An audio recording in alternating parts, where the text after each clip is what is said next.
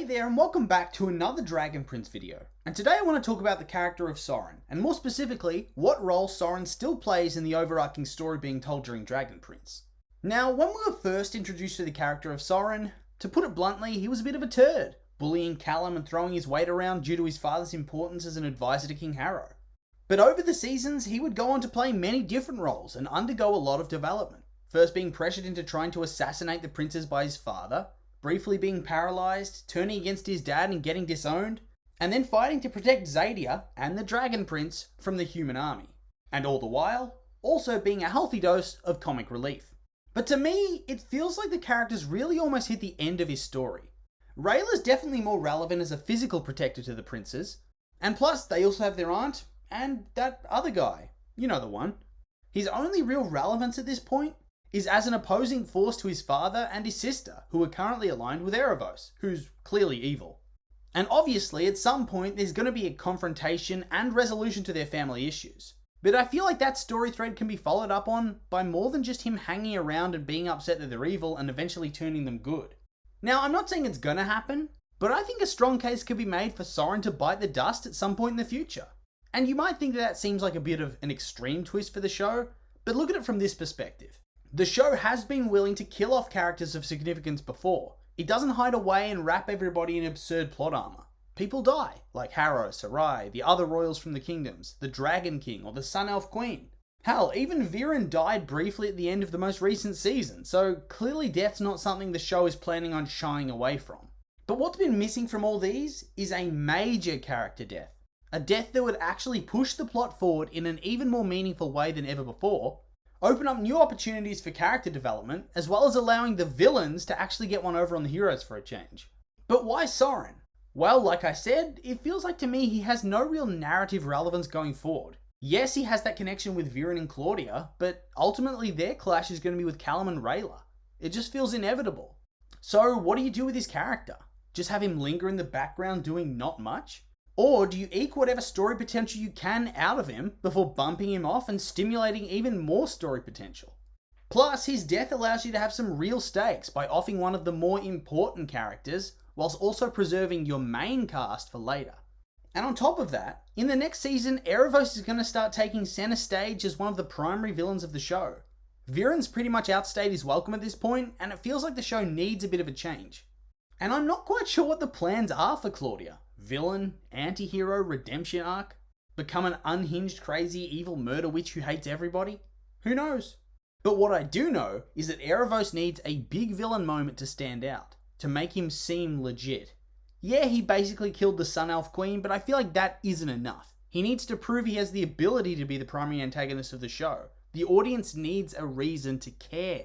By killing off one of the heroes, it gives Erebos that push that he needs. The justification to the audience that this guy means business, that he matters, that he's going to be able to carry the story as the main antagonist, as well as give us a reason to dislike him, to want him to be defeated. I just think it would enhance the storytelling.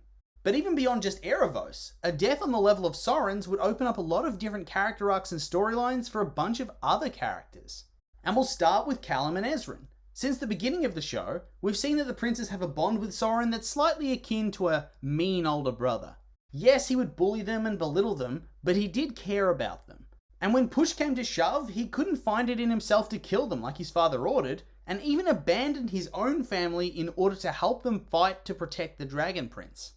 Whilst they haven't always been best buddies, there is a deep sense of loyalty there.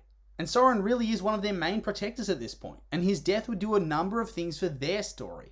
First of all, it removes one of their physical protectors, ramping up the sense of danger and despair, as well as giving them a proper incentive to fight against Erebos on a personal level. Yes, they'd want to protect Zim, but the death of a close friend helps cement that and make the resulting clash feel all the more emotionally charged and important.